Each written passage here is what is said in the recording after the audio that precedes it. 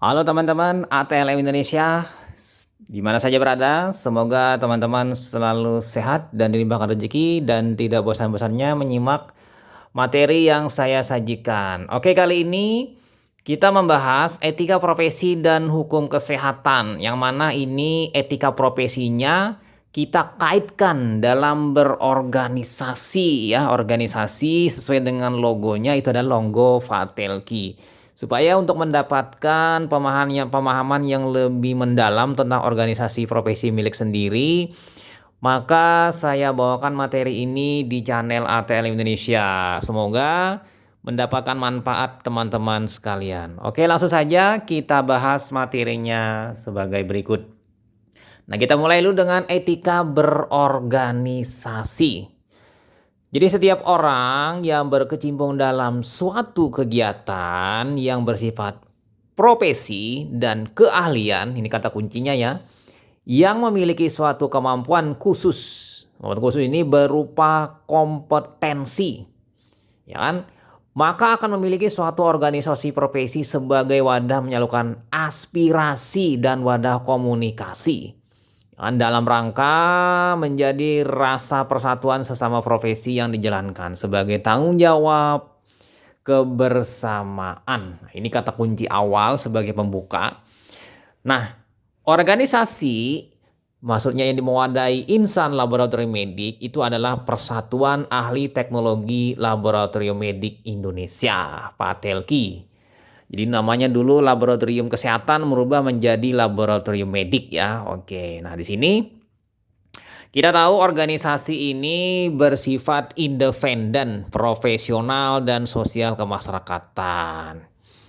Oke ya, kita review dulu organisasi profesi kesehatan yang ada di Indonesia. Ini menurut Puspronakes LN Kemenkes RI PP nomor 32 tahun 96. Ini adalah organisasi profesi yang ada di Indonesia untuk kesehatan ya. Mungkin saja akan ada tambahan lain. Jadi kita berada di salah satunya, yaitu kita melihat logo warna hijau lingkaran dan menyerupai mikroskop. Nah, 23 OP yang ada berdasarkan PP nomor 32 tahun 96. 33 organisasi profesi kesehatan di bawah koordinasi Puspronakes LN dan tergabung dalam FOFKI. Nah, sekarang yang jadi pertanyaan, siapa anggota Fatelki? Nah, di sini ya. Nah, berdasarkan di sini ya kan dari ADART yang diambil dan mungkin ada tambahan lain bahwa anggota yang menjadi latar belakang pendidikan sekolah menengah alis kesehatan yang telah lulus sebelum tahun 2006 atau Akademi Analis Kesehatan AAK misalnya, atau ada Akademi Analis Medis ini UNAIR, atau pendidikan ahli media analis kesehatan AK, atau perguruan tinggi yang menyelenggarakan program studi analis kesehatan. Nah, sekarang relevannya adalah teknologi laboratorium kesehatan atau teknologi laboratorium medik ya yang terbaru yang menyatakan diri sebagai anggota. Ini adalah ART Patelki bab 2 keanggotaan anggota biasa pasal 7. Oke ya, mungkin nanti ada revisi-revisi atau perubahan ada ART, mungkin teman-teman tinggal menyesuaikannya. Nah, standar profesi organisasi bagaimana? Nah, ini adalah merupakan perangkat yang dimiliki oleh organisasi yang mengatur tugas pokok, hak dan kewajiban, kemampuan yang harus dimiliki, serta sikap dan kepribadian yang harus dimiliki oleh perantara laboratorium kesehatan, analis kesehatan, atau ahli teknologi laboratorium medik. Jadi penamaannya ya lumayan cukup berbeda. Kalau sebagai PNS itu perantara laboratorium kesehatan, analis kesehatan itu yang lama, teknologi laboratorium medik atau ahli teknologi laboratorium medik ini ada penamaan yang saat ini. Oke ya, seperti itu ya, mungkin cukup berbeda-beda. Nah, standar profesi biasanya berdasarkan kompetensi dan diatur oleh organisasi profesi. Dan dituangkan dalam Peraturan Menteri Kesehatan, Permenkes. Nanti diterbitkan, di SK-kan oleh Menteri Kesehatan, disahkan oleh Kementerian Hukum dan HAM nanti. Nah, ini adalah logo gambar yang mana mitra organisasi Fatelki. Ada ASEAN Association for Clinical Laboratory Science, ya kan, AACLS. Yang kedua ASEAN Association of Medical Laboratory Scientists. Oke, kita lihat dulu. Patelki merupakan keanggotaan dari ASEAN, ya kan, Association of Clinical Laboratory Science, ya kan, ASEAN Associate Medical Laboratory Science. Jadi ini sama keduanya bidang laboratorium medik. Nah, mitra organisasi luar negeri, JAMT itu Jepang, KAMT itu Korea, PAMT Med ya kan Filipina, MIMLS Malaysia, AMTT Thailand, SIMLS Singapura, BAMLS Brunei Darussalam. Nah, sementara mitra organisasi dalam negeri itu adalah PDS Fatklin, HKKI, ILKI, dan FOPKI. Nah, ini inilah mitra-mitra organisasi Patelki baik dalam dan luar negeri. Nah, kita merujuk ke keputusan Munas ke-8 Patelki di Surabaya. Ini mungkin nanti teman-teman bisa menyesuaikan dengan Munas yang terbaru, apakah ada perubahan. Nomor 6 garis miring Munas ya kan 85/2007 sebagai acuan anggaran dasar AD dan anggaran rumah tangga ART. Nah, anggaran dasar Patelki terdiri dari pembukaan dan 15 bab dengan 17 pasal. Kemudian anggaran rumah tangga Patelki terdiri 10 bab dengan 41 pasal. Sementara keanggotaan terdiri anggota luar biasa dan anggota kehormatan. Nah, kita lanjut lagi ya teman-teman di visi misi Patelki di sini untuk visi menjadi organisasi profesi ahli teknologi laboratorium medik ya kan yang mandiri, profesional serta berdaya saing internasional guna membawa Patelki menuju era globalisasi. Nah, ini visi dari Patelki. Nah, ini mungkin yang terbaru. Sementara untuk misinya, jadi lazimnya dengan visi pasti ada misi. Yang pertama, meningkatkan kekuatan kepemimpinan Patelki dalam mewujudkan organisasi profesi yang mandiri, profesional, dan berwibawa dengan jejaring yang kuat baik di dalam maupun luar negeri. Ini sudah jelas ya, sangat visioner. Yang kedua, meningkatkan kemampuan tenaga analis kesehatan sebagai tenaga profesional serta berdaya saing internasional. Nah, ini mungkin go internasional keinginannya. Yang ketiga, pengembangan ilmu pengetahuan dan teknologi dalam meningkatkan mutu hasil dan pelayanan laboratorium kesehatan. Dan yang keempat, pengembangan sistem remunerasi dan jenjang karir profesional yang didukung oleh sistem pendidikan berkelanjutan yang kuat. Nah, oke ya. Nah, sekarang bagaimana peran Patelki itu ada di AD bab 5 pasal 7 ayat 1 peran dan fungsi. Yang pertama, pembina dan pengembang dalam peningkatan mutu pendidikan dan pelayanan serta iptek laboratorium kesehatan. Yang kedua, pelaksana proses sertifikasi profesi dan memfasilitasi registrasi dan lisensi. Nanti arahnya STR dan SIP. Penata kehidupan keprofesionalan, pelayanan dan perlindungan hukum, serta hubungan masyarakat dan kerjasama. Ini nanti advokasi hukum. Lalu lanjut ke fasilitator dalam pengembangan kesejahteraan anggota, pengembangan karir, dan sistem penghargaan profesi. Nah, ini lebih arahnya ke arah kesejahteraan anggota dari segi upah dan dari segi tambahan-tambahan pendapatan.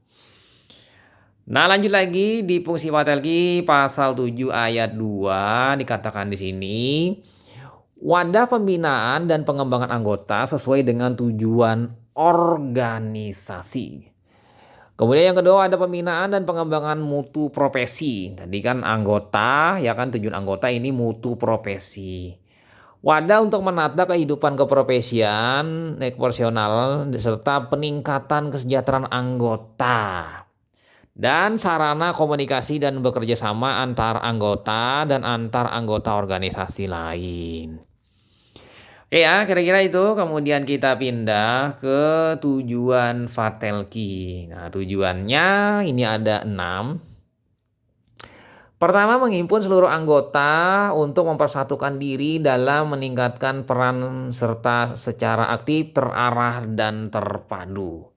Yang kedua, mengembangkan pengetahuan dan keterampilan dalam bidang teknologi laboratorium kesehatan, baik secara nasional, regional, maupun internasional. Oke ya, penting di sini kita sudah regional, ASEAN, nasional kan seluruh Indonesia, internasional mungkin mencakup seluruh negara-negara lain di dunia. Kemudian yang ketiga, meningkatkan mutu pendidikan dan pelayanan laboratorium kesehatan dalam meningkatkan derajat kesehatan masyarakat. Yang keempat, memfasilitasi dan memberikan perlindungan hukum bagi anggota dalam menjalankan praktek profesinya. Yang kelima, membina dan meningkatkan status karir, prestasi kerja, serta penghargaan tenaga ahli teknologi laboratorium medik sebagai tenaga profesional.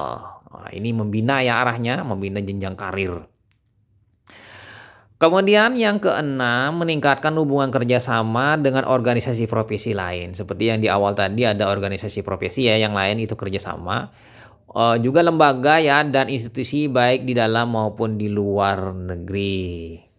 Nah, oke, itu ya kira-kira ada sekitar 6 tujuan secara umum organisasi Fatelki. Lalu bagaimana dengan hak dan kewajiban berorganisasi? Nah, yang pertama di sini kita lihat dulu hak dan kewajiban itu adalah bahwa setiap anggota biasanya telah diatur dalam anggaran dasar dan anggaran rumah tangga, ADART organisasi. Jadi hak dan kewajiban sudah ada, ya kan? Nah, kita lihat dulu hak. Hak merupakan segala sesuatu yang menjadi hak untuk didapatkan atas keikutsertaan dalam keanggotaan sehingga menguntungkan bagi anggota tersebut. Namun di balik hak itu ada sebuah kewajiban yang mana segala kewajiban yang harus dilaksanakan oleh anggota tersebut selaku anggota organisasi tersebut. Ya, oke ya. Nah, lalu balance-nya antara hak dan kewajiban merupakan kedua sisi yang saling terkait dan membatasi ruang lingkup seseorang tersebut dalam organisasi. Jadi menuntut hak, menjalankan kewajiban. Oke, lanjut lagi kita pindah ke peran Patelki. Pertama yaitu komitmen organisasi. Dilihat dari pertama adalah visi dan misi Patelki dulu ya. Yang kedua ADART-nya, peran fungsi Patelki dalam perlindungan hukum. Kemudian selanjutnya struktur organisasi Patelki. Ada Departemen Hukum dan Advokasi. Lalu Majelis Kehormatan Etik Profesi, ya kan, MKEK. Kemudian di sini terkait dengan kegiatan penanganan serta pendampingan kasus yang dihadapi anggota.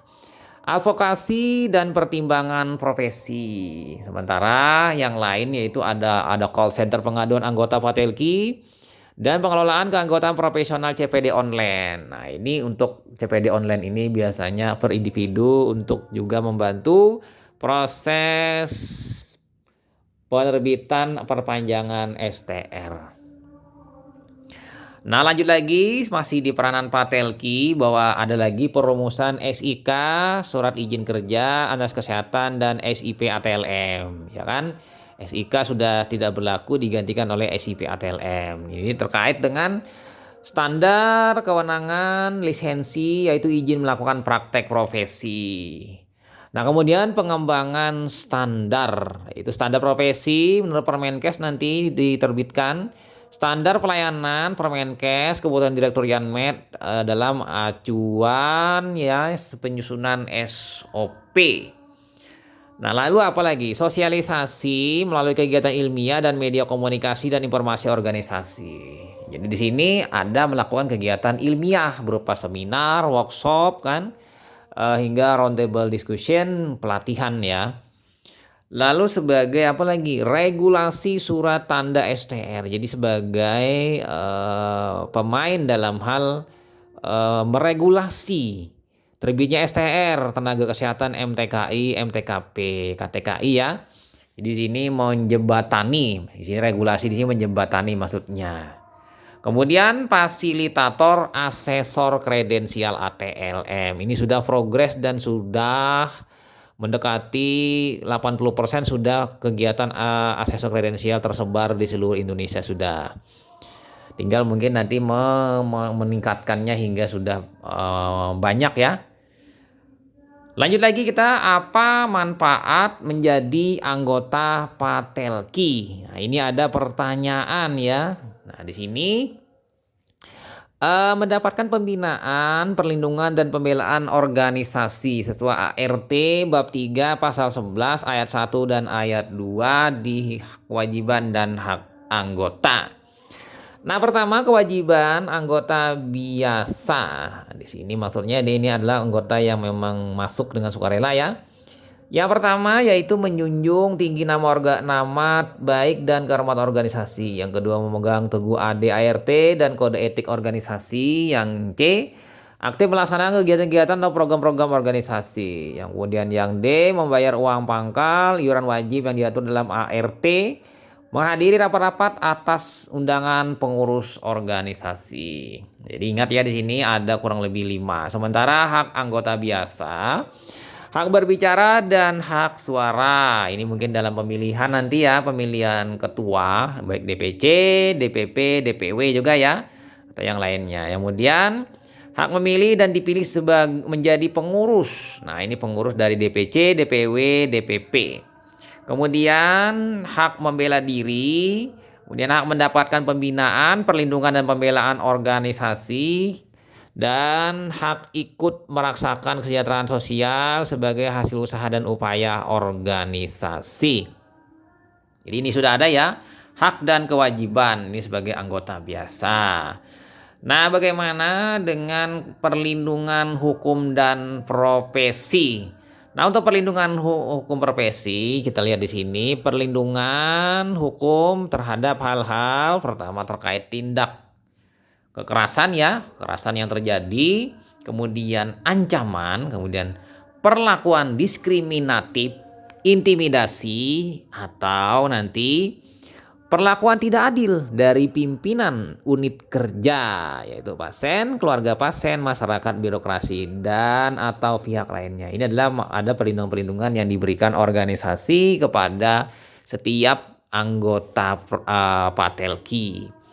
Nah, sementara perlindungan profesi terhadap, yaitu pertama secara profesi pemutusan hubungan kerja yang tidak sesuai dengan peraturan perundang-undangan. Ini penting ya, tadi yang secara hukum, ini secara profesi. Yang kedua pemberian imbalan yang tidak wajar. Ini juga nanti ini akan ada dimasukkan di dalam SKKNI ya. Pembatasan dalam menyampaikan pandangan. Ini juga secara profesi juga ada perlindungan. Pelecehan terhadap profesi, kemudian lagi dan tambahan terakhir pembatasan atau pelarangan lain yang dapat menghambat dalam melaksanakan tugas keprofesionalannya. Jadi ini teman-teman bisa diingat ya, ini yang penting untuk kita dalam hal bekerja di laboratorium medik asal kita sesuai, memiliki STR, anggota Patelki, SIP ada, kemudian kredensial ada. Ini adalah hal-hal yang sudah legal ya. Jadi kita dapatkan perlindungan yang dua ini, baik secara hukum dan secara profesi. Nah, oke, kita lanjut ke regulasi perlindungan hukum. Nah, ada regulasi perlindungan hukum di sini ya, teman-teman. Yang pertama, kita bisa melihat di sini bahwa tenaga kesehatan itu berhak mendapatkan imbalan dan perlindungan hukum dalam melaksanakan tugas sesuai dengan profesinya. Ini menurut Undang-Undang Kesehatan Nomor 36 Tahun 2009 Pasal 27 Ayat 1. Kemudian perlindungan hukum diberikan kepada tenaga kesehatan yang melakukan tugasnya sesuai dengan standar profesi tenaga kesehatan. Ini sesuai dengan PP nomor 32 tahun 96 tentang tenaga kesehatan pasal 24 ayat 1. Kemudian hak mendapatkan perlindungan hukum dalam melaksanakan tugas sesuai dengan profesinya. SE Dirjen Pelayanan Medik nomor YM0204352504 tertanggal 1 Juni 97. Oke ya, ini regulasi untuk perlindungan hukum. Oke teman-teman, lanjut lagi kita masuk ke Undang-Undang Nomor 36 Tahun 2009 tentang kesehatan. Ini sebagai sebuah regulasi juga. Pertama di sini kita lihat tenaga kesehatan itu harus memiliki kualifikasi minimum pasal 22 ayat 1. Kewenangan untuk menyelenggarakan pelayanan kesehatan sebagaimana dimaksud pada ayat 1, ya kan, dilakukan sesuai dengan bidang keahlian yang dimiliki. Pasal 23 ayat 2. Ini penting sekali ya, bidang keahlian yang dimiliki. Tenaga kesehatan sebagaimana dimaksud dalam pasal 23 yang di atas tadi harus memenuhi ketentuan kode etik. Artinya dia memiliki kode etik yang disusun oleh organisasi profesi, standar profesi, hak pengguna pelayanan kesehatan, standar pelayanan, dan standar prosedur operasional SOP. Ini pasal 24 ayat 1. Jadi di sini ada sesuai regulasi yang memenuhi ketentuan-ketentuan. Yang mana ketentuan ini biasanya dirumuskan oleh organisasi profesi untuk disebarkan kepada anggotanya. Kemudian yang keempat, ketentuan mengenai kode etik dan standar profesi, ya kan, sebagaimana dimaksud pada ayat 1 diatur oleh organisasi profesi. Nah, di sini apabila suatu kegiatan yang sifatnya khusus kompetensi, jadi sebenarnya idealnya harus memiliki organisasi sebagai wadahnya. Jadi di sini sangat tepat sekali organisasi menyusun kode etik dan standar profesi ya. Di sini sesuai pasal 24 ayat 2. Nah, disinilah perannya dari organisasi laboratorium Patelki. Nah, kita melihat lagi merujuk ke PP nomor 32 tahun 96. Di sini dikatakan bahwa setiap tenaga kesehatan dalam menjalankan tugasnya berkewajiban untuk mematuhi standar profesi tenaga kesehatan. Ini pasal 21 ayat 1. Nah, mengenai standar profesi tenaga kesehatan, ya kan, sebagaimana dimaksud dalam ayat 1, ditetapkan oleh menteri. Jadi hal ini Menteri Kesehatan, ini pasal 21 ayat 2. Jadi di SK-kan dibentuk di dalam bentuk keputusan atau peraturan. Nah, yang ketiga, melakukan upaya kesehatan tidak sesuai dengan standar profesi, ya kan? Melakukan ya upaya kesehatan dipidana denda paling banyak 10 juta. Ini pasal 35. Mungkin nanti ada perubahannya nanti di selanjutnya, ya kan? Jadi nolnya ada 7. Nah, kita pindah lanjut ke standar profesi ATLK di Indonesia. Jadi kalau yang terbaru itu dendanya kalau tidak salah 100 juta ya, 200 juta ke 200 juta itu lupa saya itu. Di undang-undang terbaru, undang-undang kesehatan. Nah, standar profesi ATLK ini adalah suatu standar bagi profesi bagi ATLK, ahli teknologi laboratorium kesehatan di Indonesia, dalam menjalankan tugas profesinya untuk berperan secara aktif, terarah dan terpadu bagi pembangunan nasional Indonesia. Yang mana di sini kita harus memiliki sikap dan kepribadian sebagai kode etik profesi, yaitu apa? Teliti dan cekatan, jujur dan dapat dipercaya, rasa tanggung jawab yang tinggi, mampu berkomunikasi secara efektif, disiplin dan berjiwa melayani. Jadi teman-teman nanti bisa melihat nanti di Kepmenkes 370 Menkes ya, tahun 2007 mengenai standar profesi ini. Oke, lanjut kita masih standar profesi organisasi Patelki di sini. Kriteria kemampuan profesional itu adalah knowledge, skill, attitude. Ada 3 ya. Minimal yang harus dikuasai agar dapat menjalankan kegiatan profesionalnya dan memberikan layanan kepada masyarakat. Nah, sebagai pedoman bagi anggota profesi dalam melaksanakan tugas profesionalnya di sini adalah mengutip dari standar profesi yang Kemenkes ini. Nah, dikukuhkan melalui peraturan atau ketetapan pemerintah. Nah, oleh sebab itu kita bisa melihat di sini standar profesi analis kesehatan, ahli teknologi laboratorium kesehatan (ATLK) itu berdasarkan hukum ya, Kemenkes RI nomor 370 Menkes SK 3/2007. Ini merupakan dasar kewenangan bagi seorang tenaga ATLK dalam melaksanakan pekerjaan profesionalnya di laboratorium kesehatan. Nah, acuan standar kompetensi yang digunakan dalam standar pendidikan, pelayanan, dan uji kompetensi. Nah, di sini ada juga yang namanya tugas pokok. Tugas pokok yang dilakukan di pelayanan di laboratorium yaitu melaksanakan pelayanan laboratorium kesehatan meliputi bidang hematologi, kimia klinik, mikrobiologi, imunologi, serologi, toksikologi, kimia lingkungan, patologi anatomi, biologi, dan fisika. Ini ya ruang lingkupnya. Lalu bagaimana dengan fungsi ahli teknologi laboratorium kesehatan? Nah, ini adalah fungsi-fungsinya. Kita bacakan ya. Mengembangkan prosedur untuk mengambil dan memproses spesimen. Ini ada. Kemudian melaksanakan uji analitik terhadap reagen dan spesimen. Kemudian mengoperasikan dan memelihara peralatan atau instrumen laboratorium. Lalu mengevaluasi data laboratorium, mengevaluasi teknik instrumen, prosedur baru laboratorium secara efektif dan efisien. Merencanakan, mengatur, melaksanakan, dan mengevaluasi kegiatan laboratorium. Membimbing dan membina tenaga kesehatan lain dalam bidang teknik laboratoriuman, ya kan? Lalu yang terakhir, merancang dan melaksanakan penelitian dalam bidang laboratorium kesehatan. Oke, ya ini ya. Nah, kita pindah ke standar kompetensi di sini.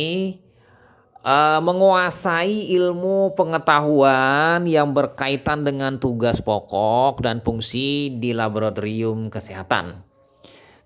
Mampu merencanakan atau merancang proses yang berkaitan dengan tugas pokok dan fungsinya di laboratorium kesehatan sesuai jenjangnya. Lalu memiliki keterampilan untuk melaksanakan proses teknis operasional pelayanan laboratorium, yaitu keterampilan pengambilan dan penanganan spesimen. Ini yang peranalitiknya, keterampilan melaksanakan prosedur laboratorium, metode pengujian dan pemakaian alat dengan benar. Ini di analitiknya. Ya kan? Kemudian keterampilan melakukan perawatan, pemeliharaan alat, kalibrasi dan penanganan masalah yang berkaitan dengan uji yang dilakukan. Ini juga masih di analitik. Keterampilan melaksanakan uji kualitas media dan regensia. Nah, ini ya. Nah, kemudian mampu memberikan terhadap hasil uji laboratorium. Ini pascanya memiliki pengetahuan untuk melaksanakan kebijakan dan prosedur laboratorium. Memiliki kewaspadaan terhadap faktor-faktor yang mempengaruhi dalam melakukan uji laboratorium. Ini adalah standar-standar untuk kompetensi yang dimiliki oleh ahli teknologi laboratorium medik. Nah, untuk uraian-uraian standar kompetensinya itu teman-teman bisa melihat di Kepmenkes 370 tadi ya tahun 2007. Yang mana uraiannya adalah sebagai berikut yang saya uraikan secara ringkas. Nah, ini ada jenjangnya, jenjang semak D3 S1. Nah, kompetensi di sini menguasai ilmu pengetahuan. Ada hematologi transfusi, kimia klinik, hematologi serologi, mikrobiologi, toksikologi, patologi anatomi, biologi molekuler, virologi, kesehatan lingkungan, komputer manajemen. Ini ada sesuai dengan level-levelnya. Nah, yang selanjutnya yang nomor 2, mampu membuat perencanaan atau merancang proses. Ini ada poin-poinnya ya. Di sini ada alur kerja, alur keselamatan, SOP, perencanaan cara ukur keberhasilan, program PMI, PME, kemudian merancang keselamatan kerja K3. Nah, yang nomor 3 mampu melaksanakan proses teknis operasional. Nah, ini kegiatannya. Mengambil spesimen, menilai kualitas spesimen, menangani spesimen, ya labeling, penyimpanan, pengiriman ya di sini. Kemudian mempersiapkan bahan atau reagensia dan kemudian memilih reagen dan metode yang akan digunakan untuk analisa. Jadi di sini sudah baku ya di sini. Nomor 3 kita pindah lagi masih di selanjutnya di uraian subnya. Mempersiapkan alat, memilih menentukan alat, memelihara alat, mengkalibrasi alat, menguji kelayakan alat, kemudian mengerjakan prosedurnya sesuai bidang. Di sini hematologi sederhana, hematologi khusus, kimia klinik, imunologi serologi sederhana, imunologi serologi kompleks, Mikrobiologi sederhana, mikrobiologi khusus, toksikologi, patologi anatomi. Jadi sudah jelas ya di sini kompetensinya yang diuraikan. Dan termasuk di sini adalah biologi molekuler. Ini teknik PCR nanti ya. Virologi riset. Wah, ini ya kan luas sekali ya. Kemudian mengerjakan prosedur dalam pemantapan mutu. Nah, ini pemantapan mutu eksternal, internal ya. Kemudian membuat laporan administrasi. Ini pasca analitik, nanti verifikasi hasil. Nah, yang keempat mampu memberikan penilaian atau judgement. Nah, di sini ada beberapa poin. Yang pertama, mendeteksi secara dini keadaan spesimen yang berubah. Ini mungkin spesimen yang rusak, hemolisis, ya kan, atau beku ya. Mendeteksi secara dini perubahan kondisi alat-alat regen atau kondisi analisa. Alatnya mengalami gangguan, misalnya clock detection, atau mengalami hal-hal lain, misalnya kerusakan ya, atau yang lain. Kemudian mendeteksi secara dini bila muncul penyimpangan dalam proses teknis operasional. Nah, ini kegiatannya penyimpangan dalam pengerjaan spesimen. Menilai validitas rangkaian analisa dan hasilnya. Jadi kita mulai dari pra-analitik, analitik, pasca analitik secara keseluruhan terhadap kondisi pasien digabungkan dengan hasil lab dan teori-teori mengenai penyakit. Hubungannya terhadap nilai angka tadi, apakah mengalami misalnya nilai kritis atau nilainya tinggi, sangat tinggi atau ekstrim ya, dan lain-lain. Jadi di sini penting di sini. Kemudian apalagi setelah menilai validitas rangkaian tadi, lalu menilai normal tidaknya hasil analisa untuk dikonsultasikan kepada yang berwenang. Nah, ini nilai kritis, nilai panik ya, ini bisa. Kemudian menilai layak tidaknya hasil proses pemantapan mutu internal. Nah, ini pemantapan internal dinilai dengan menggunakan sistem wasteguard multi-role system ya, atau dengan menggunakan, atau keduanya ya, dengan levegening ya kan, ada juga menggunakan teknik yang lain. Nah, di sini pastinya ada nanti keterampilan yang akan didapatkan prosesnya pengembangannya melalui kegiatan ilmiah. Nah, lanjut lagi menilai layak tidaknya hasil proses pemantapan mutu eksternal. Nah, ini eksternal, PME tadi PMI ya kan. Kemudian mendeteksi secara dini terganggunya keamanan lingkungan kerja. Ini K3 mungkin deteksi adanya gangguan misalnya ambiennya atau mengenai kelistrikannya, suhunya, temperatur, kelembaban. Nah, yang terakhir ini adalah kemampuan dalam pengambilan sebuah keputusan. Sebuah keputusan yaitu poin-poinnya perlunya koreksi terhadap proses alat spesimen regensia. Jadi sini adalah dikoreksi misalnya dari alat hematologi analyzer, misalnya trombositnya 1 juta dikoreksi dengan hapusan darah ternyata cuma 300.000. Nah, ini penting di sini ya. Kemudian lagi perlunya koreksi terhadap proses pemantapan mutu internal.